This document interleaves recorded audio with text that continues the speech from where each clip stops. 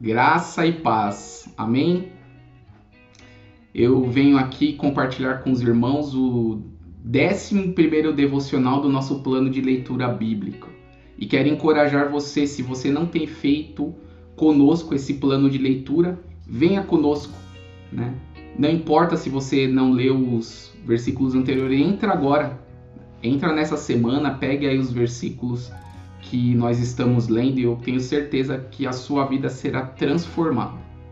É um grande desafio para nós a leitura bíblica, mas nós cremos que quando nós lemos, nós podemos ouvir a voz de Deus. E é isso que eu quero compartilhar com você. Durante essa semana passada, que foi a 11ª semana da nossa leitura, nós lemos de Deuteronômio 5 até o Deuteronômio 28. E o que é interessante é que o livro de Deuteronômio ele nos relembra tudo aquilo que Deus disse para Moisés lá no livro de Êxodo.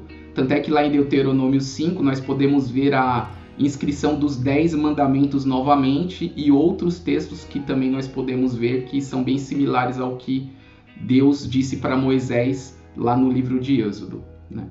E o que eu quero reforçar com você são alguns versículos desse trecho que nós lemos que me chamaram a atenção. O primeiro deles está em Deuteronômio 6, do 4 a 5, que diz assim: Ouça, ó Israel, o Senhor nosso Deus é o único Senhor. Ame o Senhor de todo o seu coração, de toda a sua alma e de todas as suas forças. Aqui está falando algo muito importante para nós. Primeiro, essa chamada de Moisés ao povo, que é o que a gente chama, que é o que a gente conhece como Shema Israel, né, na língua original, ela é um convite para que nós possamos ouvir aquilo que é importante para as nossas vidas. Talvez nós estejamos ouvindo tantas coisas nesse tempo e nós não estamos considerando ouvir aquilo que é importante. Eu queria te dizer, Deus está falando.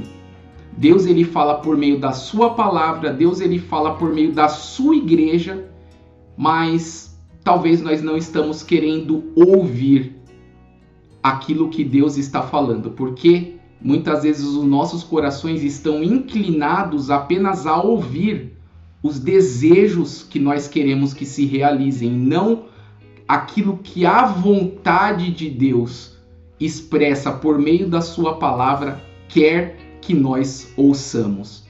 Então é muito importante nós aprendermos a ouvir. A Bíblia mesmo diz lá no livro de Tiago que nós precisamos estar prontos para ouvir, tardios para falar e tardios para nos irar. Então é muito importante nós aprendermos a ouvir. Então essa exclamação de Moisés, essa palavra de Moisés para o povo, ouça Israel, é algo muito importante para nós.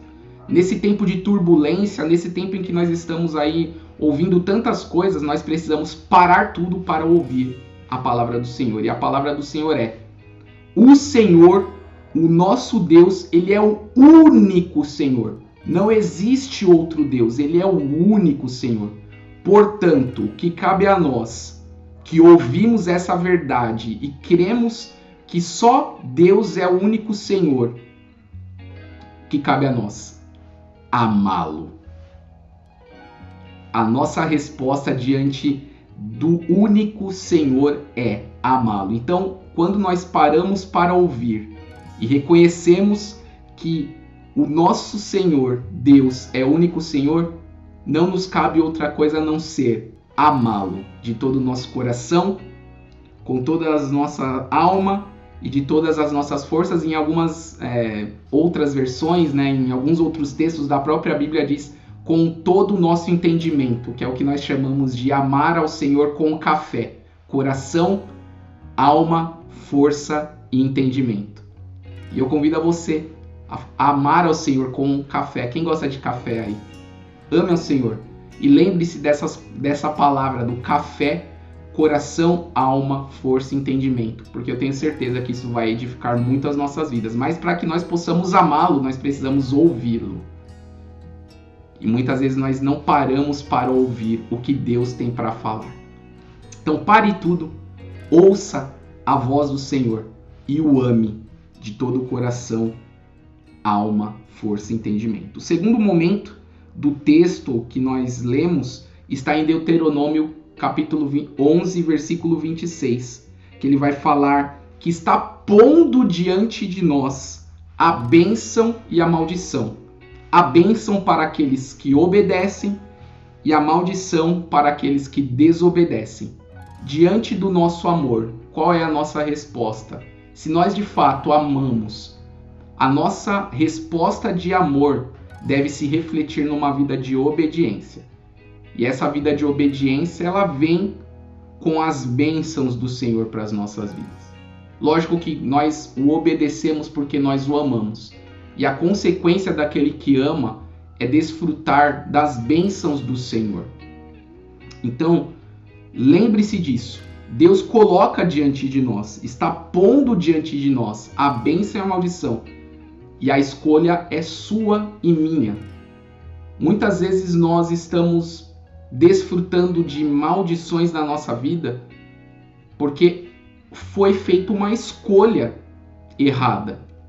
Então que nós possamos nesse momento de reflexão reconhecermos que em muitas vezes da nossa vida nós não paramos para ouvir a voz do Senhor e nos arrependermos e nos convertermos do nosso mau caminho para que nós possamos entrar no caminho que o Senhor espera de nós e assim podemos amá-lo e obedecê-lo e desfrutar do melhor que ele tem para a nossa vida, porque certamente Deus ele tem o melhor para você e para mim. Mas é importante nós entendermos que muitas vezes as escolhas que nós fazemos vão determinar o rumo da nossa vida e da nossa jornada. Que nós possamos aprender a escolher o melhor por amor ao Senhor.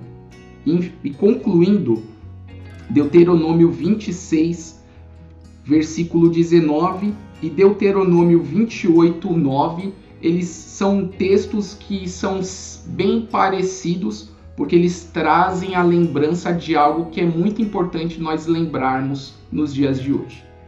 Eu vou ler os dois textos e vou concluir aqui a minha reflexão com os irmãos desta maneira. E declarou que lhes dará uma posição de glória, fama e honra muito acima de todas as nações que ele fez, e vocês serão um povo santo para o Senhor, o seu Deus, conforme ele prometeu. Agora Deuteronômio 28, 9. O Senhor fará de vocês o seu povo santo, conforme prometeu sob juramento, se obedecerem aos mandamentos do Senhor, o seu Deus, e andarem nos caminhos dele. Aqui o que eu queria reforçar para os irmãos é que o desejo de Deus é que nós sejamos o povo santo dele. Deus diz aqui que ele fará de nós um povo santo, conforme ele mesmo prometeu sob juramento. Sabe, meu irmão e minha irmã, ou você que está ouvindo essa mensagem, Deus quer fazer de você uma pessoa santa. Deus quer fazer de nós um povo santo, tão somente que nós possamos entender que a santidade, ela é uma maneira de nós podermos nos aproximarmos desse Deus que nos ama e que pede para que nós o ouçamos, porque ele é o único Deus, não existe outro Deus além dele. E a maneira de nós termos um relacionamento com esse Deus maravilhoso, um Deus de amor, um Deus que estende a sua graça sobre a nossa vida, é através de uma vida de santidade. A vida de santidade é uma ponte para uma vida de relacionamento mais profundo e íntimo com o nosso Deus. E é isso que ele quer de você e de mim. Portanto, vivamos uma vida de santidade. Que Deus abençoe a sua vida e vamos firmes aí nesse propósito de leitura que certamente Deus continuará falando aos nossos corações. Por isso, eu quero finalizar aqui dizendo para você: ouça, ó povo, o Senhor é o nosso Deus, o único Deus. Ouça as suas palavras e viva conforme o desejo do coração de Deus para a sua vida. Que Deus te abençoe em nome de Jesus.